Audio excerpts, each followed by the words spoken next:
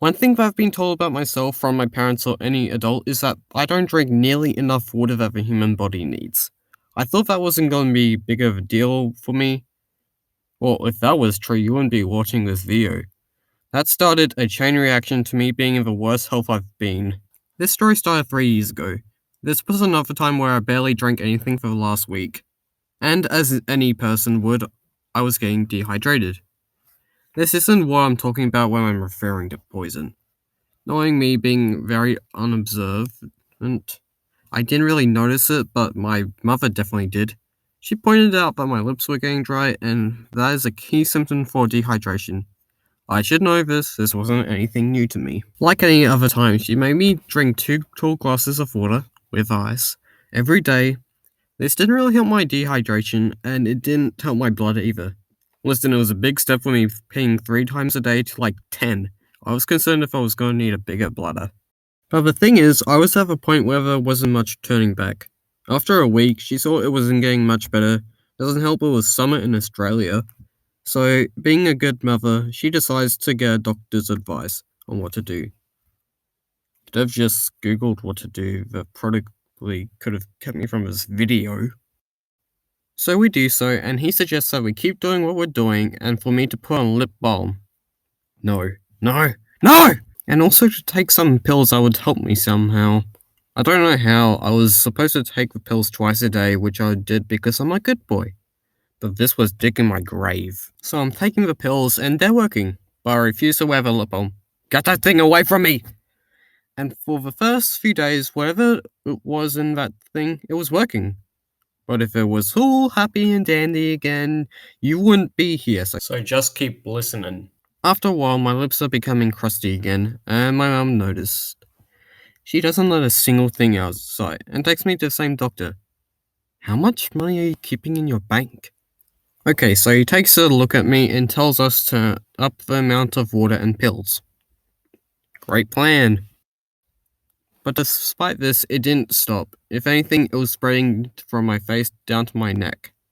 Was it trying to strangle me? It hurt to do simple things with my mouth.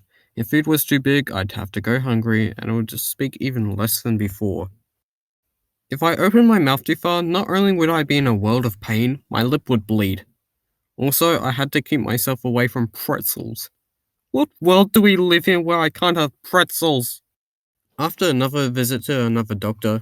Oh! In Australia, we have medical bills and taxes. That explains it. So the doctor, the professional PhD welder, the only person who can cure me, sees that what the other guy didn't isn't working. We know! He searches for possibilities of what could be happening to me. Have you kept up with the amount of water you should be drinking? Right now, I should be dying of overhydration. Have you come into contact with anything that you're allergic to? No, I'm not allergic to anything. Have you recently had measles or chickenpox?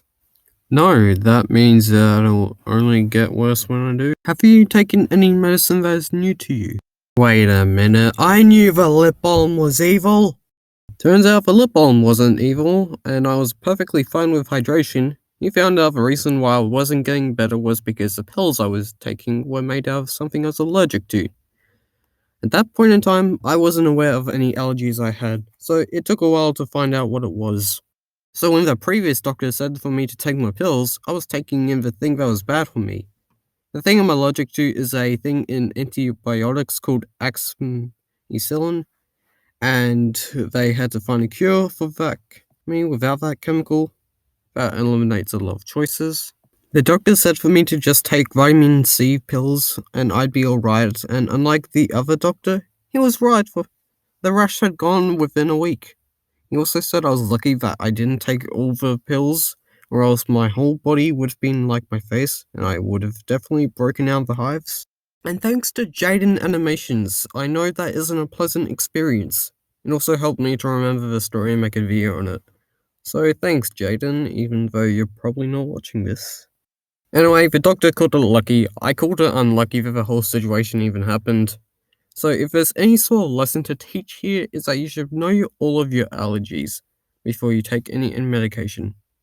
Oh, and drink water, I guess. I didn't follow this, and I could have turned into a pickle. That would be the dream and terrifying. Those lessons don't apply to me because I'm proud to say that I've learnt nothing from that toxic experience, because to this day, I still don't drink enough water. This is probably going to be the death of me someday. So I'm gonna try to break this. I'm finally gonna drink more water, guys. This time's gonna be it.